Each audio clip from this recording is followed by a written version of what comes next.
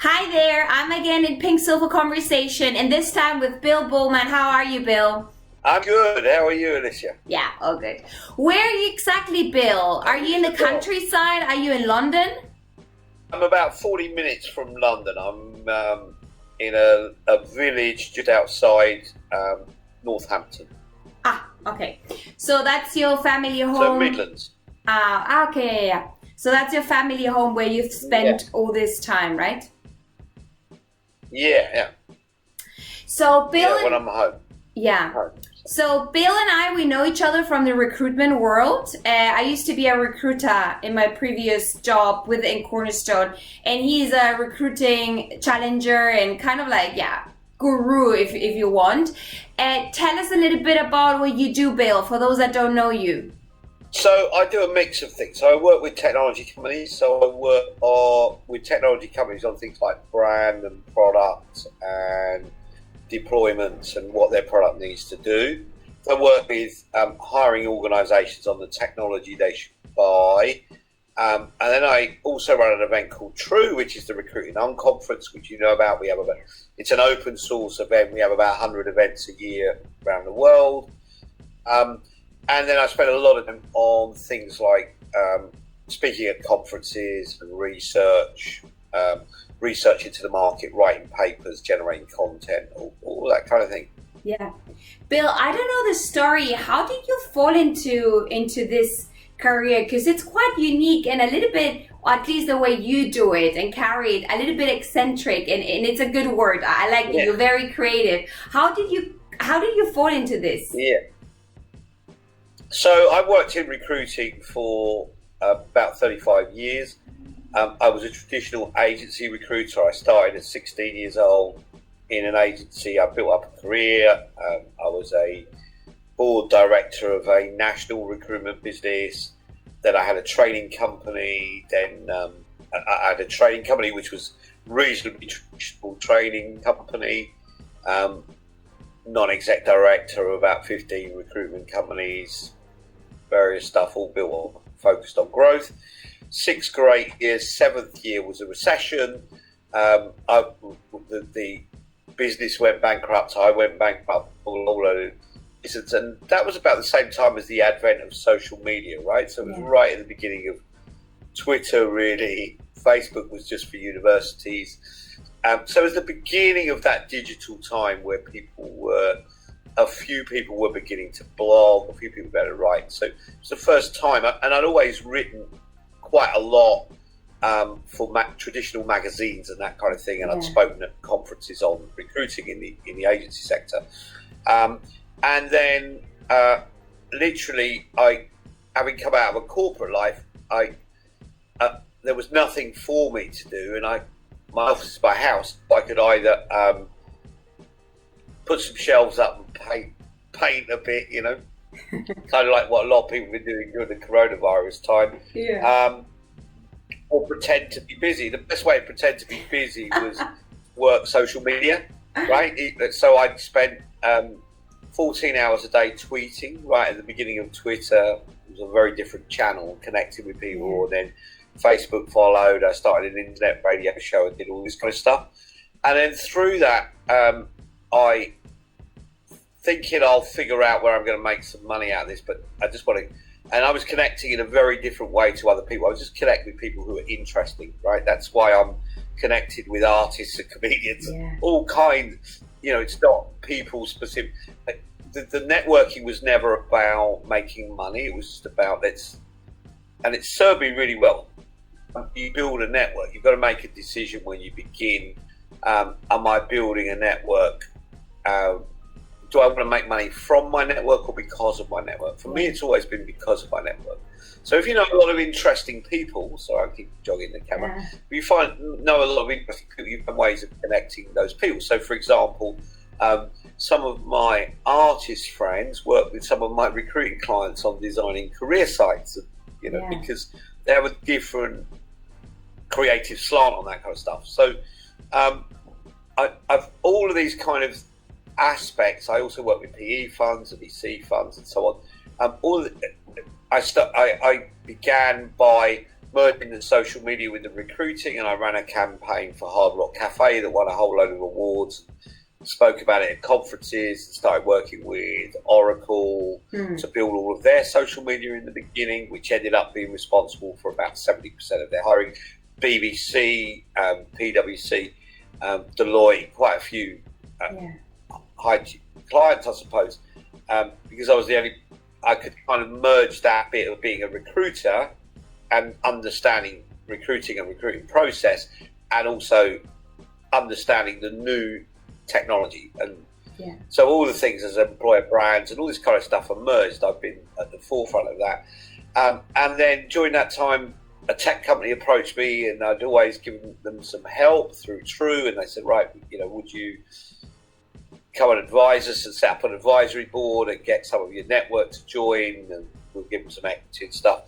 And that was very successful. The brand amplification was huge. People really liked what they did. So more tech companies started coming along and saying, can you do this?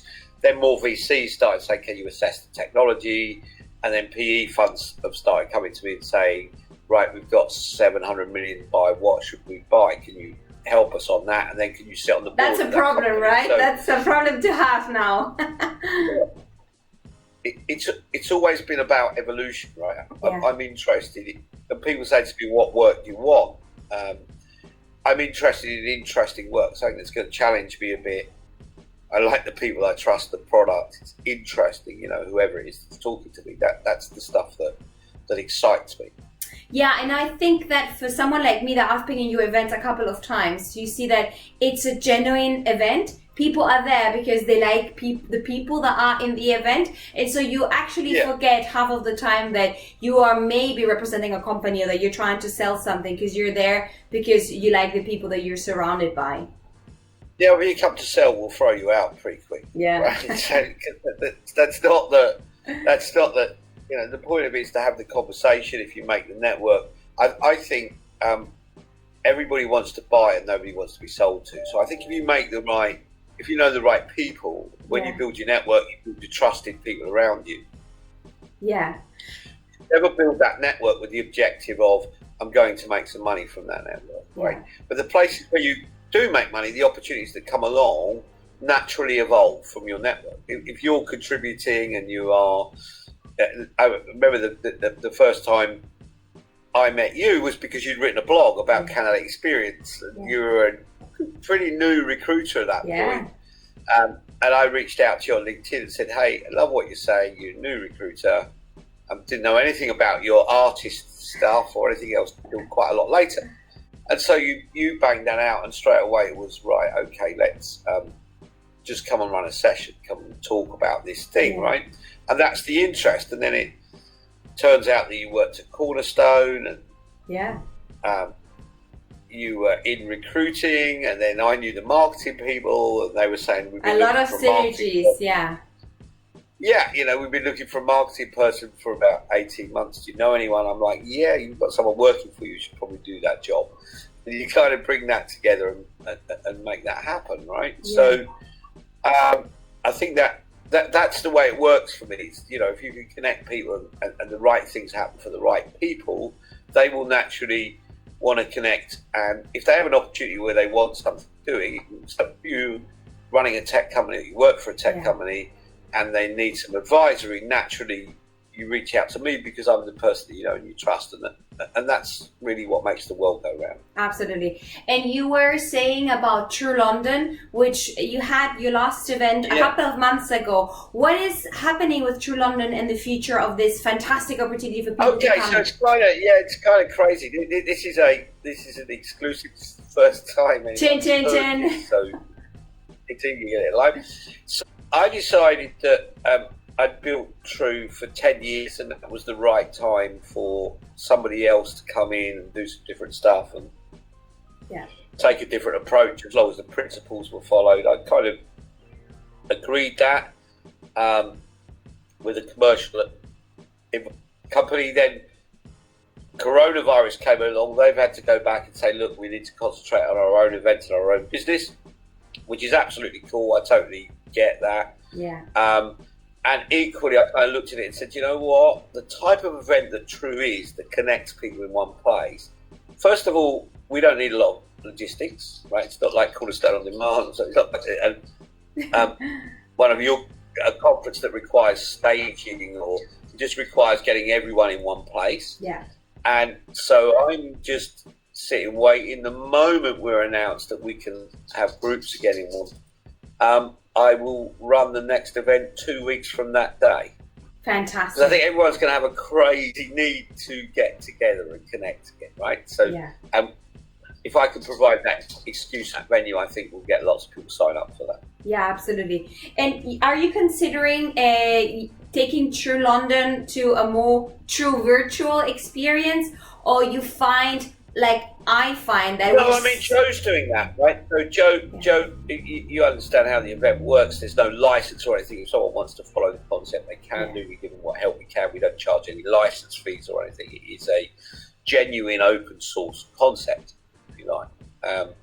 But Joe's running a virtual event and using a platform, and I'm really interested in seeing how that goes and how people engage. But for me personally, True is a live event. It's about the people and the connection, and and increasingly it's become, for me, bringing street artists and bringing in chefs to.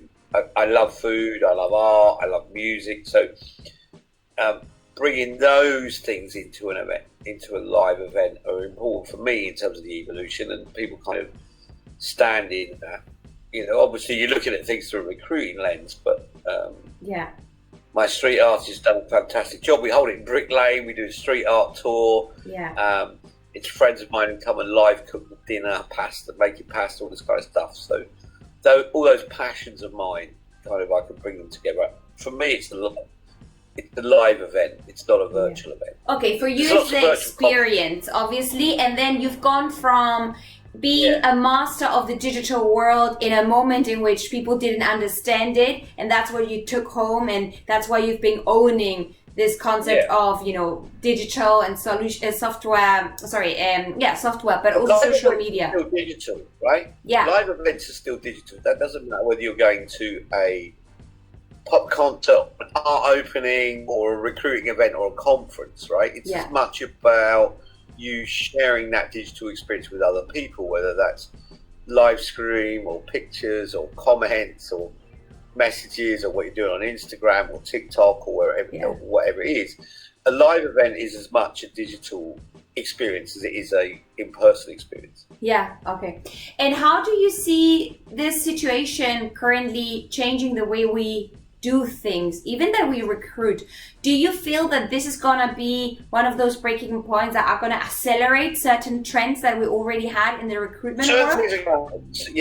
So what I'm seeing happen, I speak each week or communicate each week with about 200 TA leaders. So this is the trend we're going to see. At the moment, about 40% of the companies have a freeze. They're doing nothing. They're in the sectors that you'd expect: travel, hospitality, that kind of stuff. 55% of the other companies are conducting recruiting consistently, either going through growth and so on, and they've moved all of their hiring digital, which is something we've been pushing and talking about for a long time, right? To do that for a long time, and we haven't went, right? We've wanted to get hiring managers interviewing digitally. We wanted chat to do more video interview. We wanted, So the coronavirus has forced this. So this is what's happened. There's lots of organisations, but still, we're not comfortable to make offers without it having the in-person interview. A lot of people have been through a hiring process whereas previously they might have had to have, it's like you've been a recruiter, right? You would have had to have 4 or 5 meetings. Now it's 4 of those meetings are done on a Zoom or whatever it is, right? And everyone's on Zoom and everyone's digital. We've kind of gone, actually, we don't need to fly you around or sit down. We need to meet once. Once we've made the decision that you're the right person, we just want to meet you in person, just validate and rubber stamp. They still want to do that in person thing. So where we're at is lots of people are waiting to be hired. So I think we're going to have a real avalanche of people being hired as soon as the balloon goes up in terms of people coming back to work properly. Yeah. I think you're going to get the face-to-face meetings, lots of offers, lots of movement around that because people will get offers and they'll leave and other stuff will go on. And that'll be compounded by people who don't return from furlough. Exactly. Who actually choose not to return. Yeah. And which, I'm forecasting it'll be about 40%. Okay. I think it'll be as much as 40%. Either people who will find another job during that period of time. Yeah. I actually think there's going to be a lot of people, and one of the things I've noticed as a dynamic is people have really been forced to rediscover being at home with their family. I mean, even in my world, right? So I will spend 6 months of the year traveling and working. And I've discovered actually,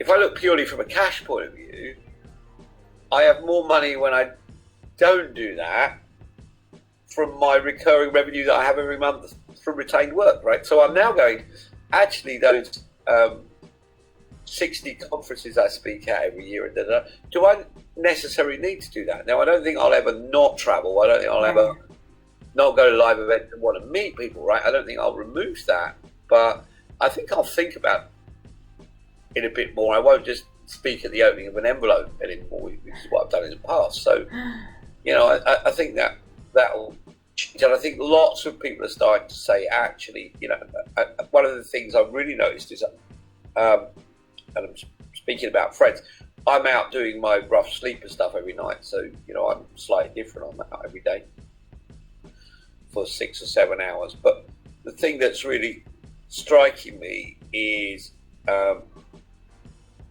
I have friends who are used to me. They're used to being road warriors, right? They're used to being out, doing it, going to conferences, getting on planes, doing stuff that they do.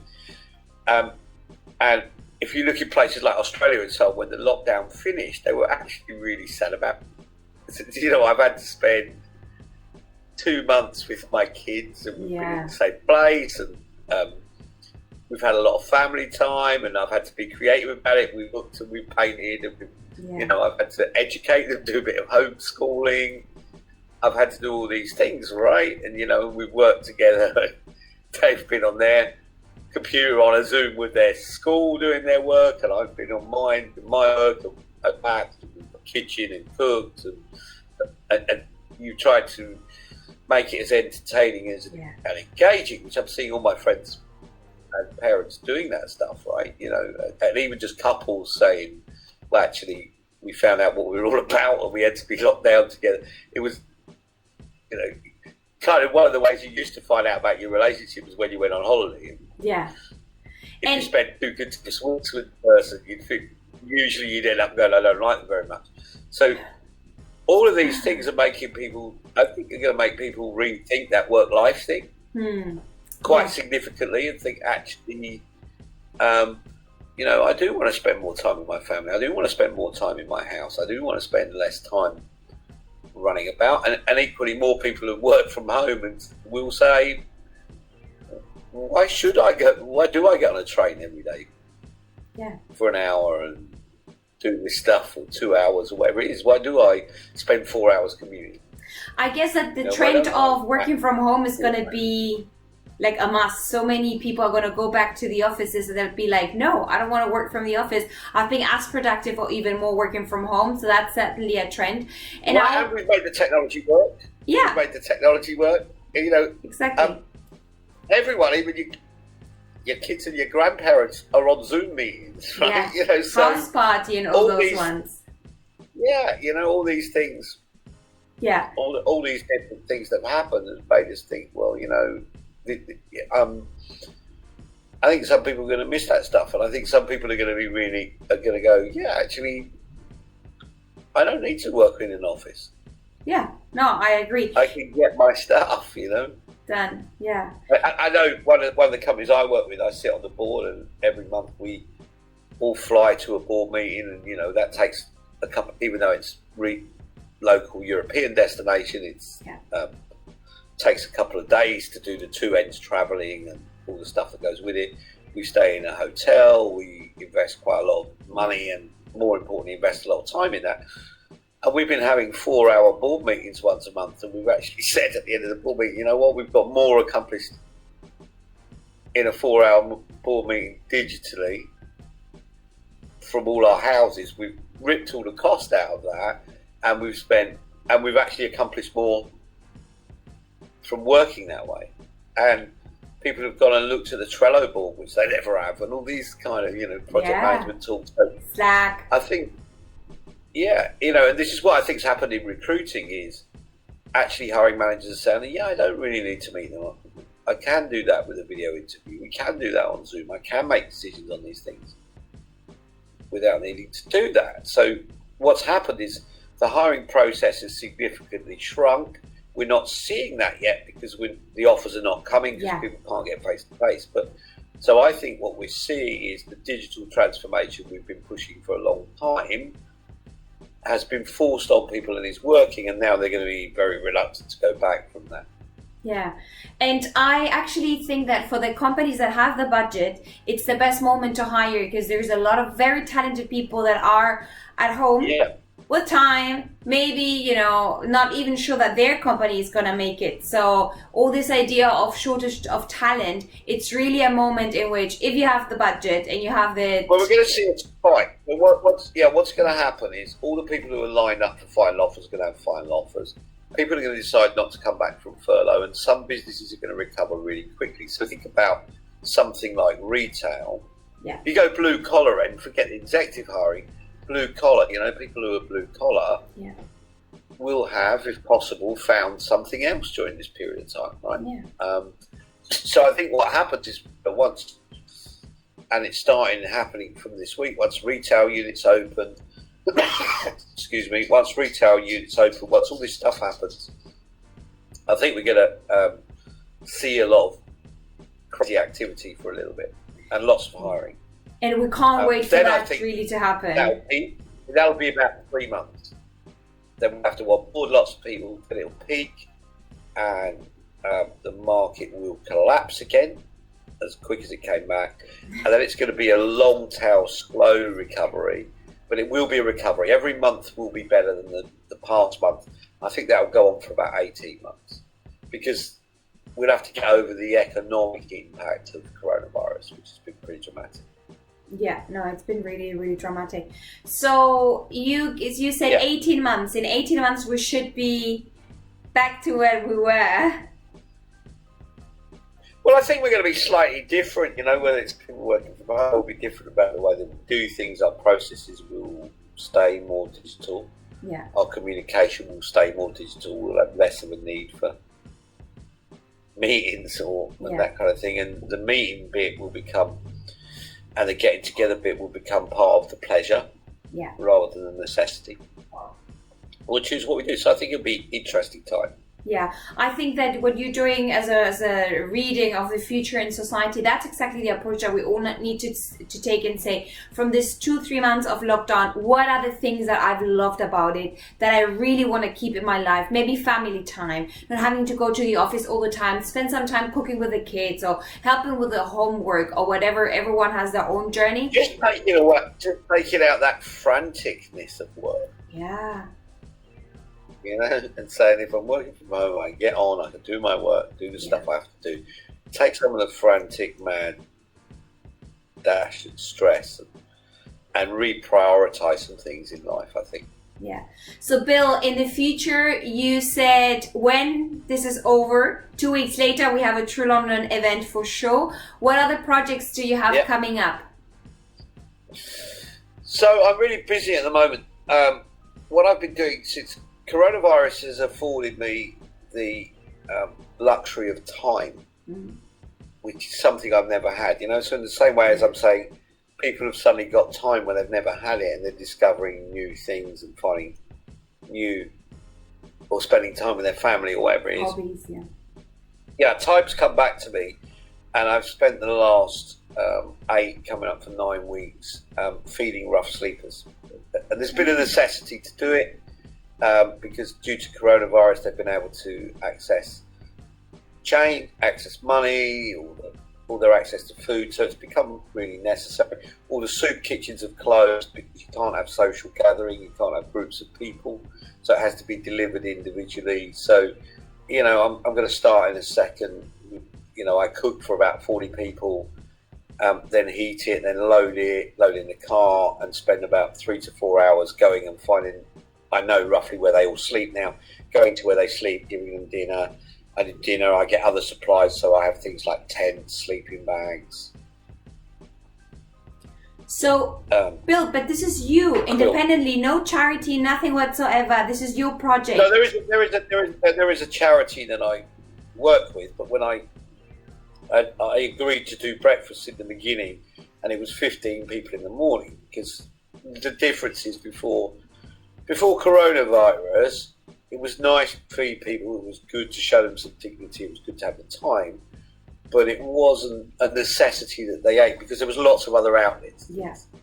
Soup kitchens, shops were open, people were leaving them sandwiches, all this kind of stuff, right? So the purpose of it was a bit different. That was more about dignity, having a conversation with people, having a home-cooked breakfast and stuff like that. And if you didn't feed people, you didn't feed people. Right now, very often the meal that I give them is the only food they'll have in the day.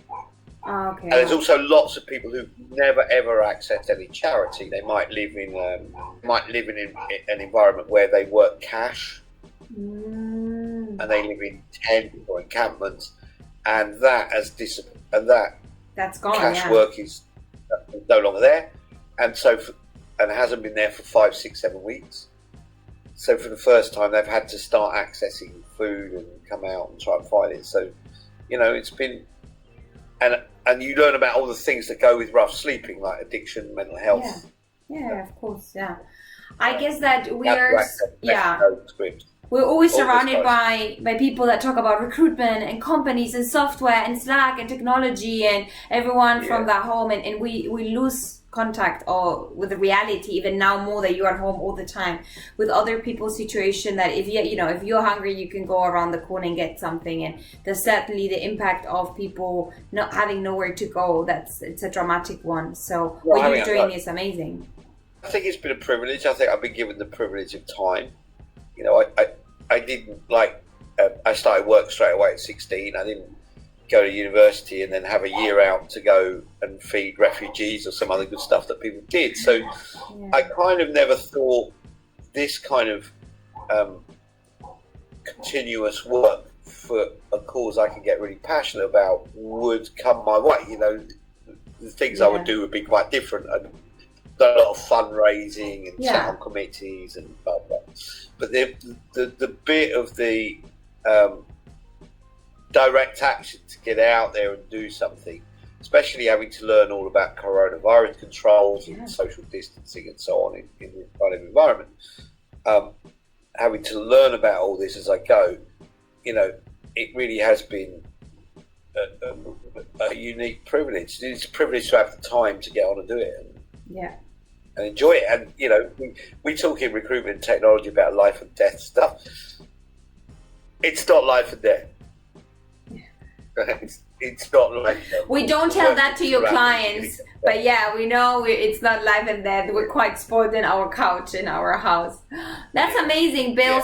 And now I feel like working for this. So you need to send us every single link from the charity. We will give people your LinkedIn, your websites, TruLondon links, everything in the description, so they can connect with the charity. If anyone's looking up this project 1615, but the best thing to do is just connect with me on Facebook or message me on Facebook.